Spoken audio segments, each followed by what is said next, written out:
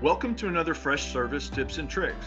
My name is Kyle Hamilton. I'm a sales engineer with Flycast Partners. And the title of today's video is How to Set Up Preventive Maintenance Tasks.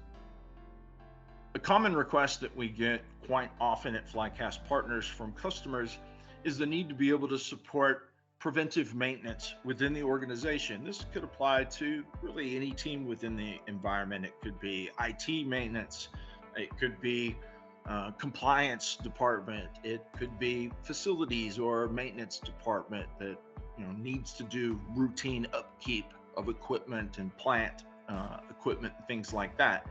And there is a feature provided for you within Freshservice to support such a need.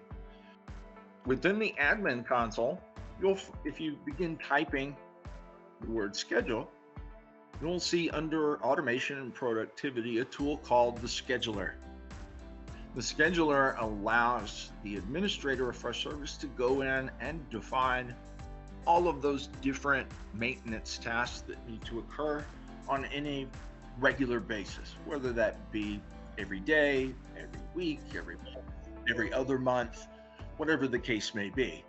And you can see here that you can have or create more than one schedule, depending upon how many activities need to be automated using this scheduler.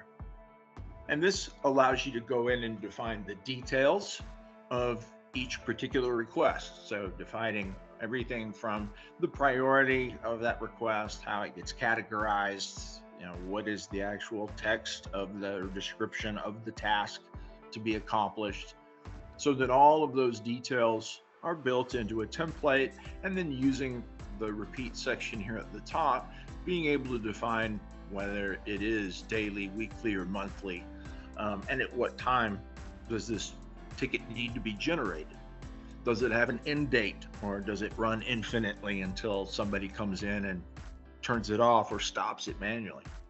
And it does provide the ability for getting more granular, in that I might want to repeat something on a weekly basis, but I only want it to repeat on particular days. Maybe I want to alternate days and go Monday, Wednesday, Friday, or maybe just Monday, Friday. So it gives you the ability, using the days, the months, and of course the repeat drop down, to accommodate whether you need a bi-weekly schedule or bi-monthly, etc. You won't see those options displayed within the drop down, but by using the month selection, if I'm working in a monthly repeat window, or the days if I'm working in a weekly, to get that bi-monthly or biannually schedules.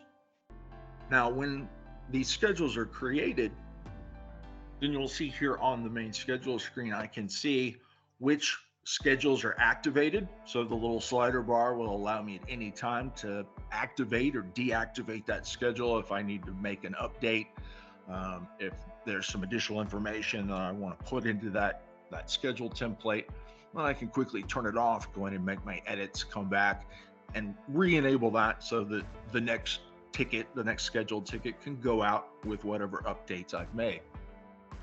So each of these, you'll see, for, in this case, checking disk space, is occurring monthly, 9 a.m. and I'm running this once a month on the first of the month, every month of the year. I've got all the details of what needs to be done within the ticket itself. If I want to, I could even go as far as calling out the specific devices or assets that need to be checked specifically. You can put as much or as little information into the template as you have, with, of course, the minimums being those fields that are required, like your description, the subject, priority, etc. When this schedule arrives, you'll see the results of that within your ticket console. So we'll see within here several of those scheduler tickets appearing. Everything from my daily maintenance tasks that comes out every day at 10 a.m. This activity gets created automatically, and it's identifying or specifying the specific devices that need those maintenance tasks performed. whether that's an IT asset or whether it's a air conditioning unit that's being maintained by facilities. This gives them not only the details of what they need to do, but exactly which devices or which assets need that action performed on them. So you'll see within here everything from that daily maintenance, but I also get that bi-monthly printer maintenance that's kicking off automated activities.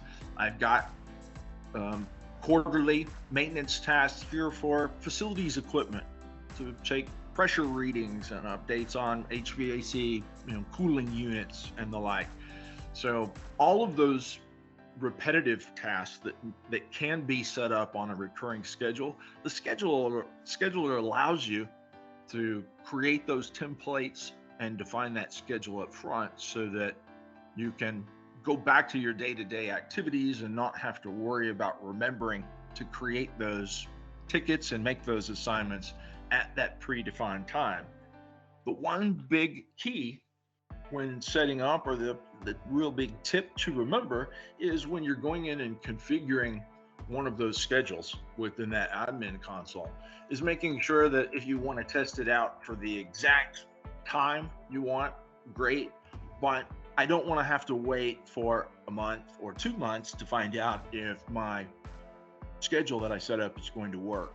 So if I want to test this quickly, I'm probably going to want to set this to once, set it to some current time, whether it be 5 minutes from now or 10 minutes from now, whatever you're comfortable with, so that you can sit back and wait for that ticket to be created, so that you can make sure that everything's going to appear within that ticket the way you want. There's no changes to the description or to the categorization or things like that, without having to potentially sit back and wait for the next quarter to arrive or the next month to arrive.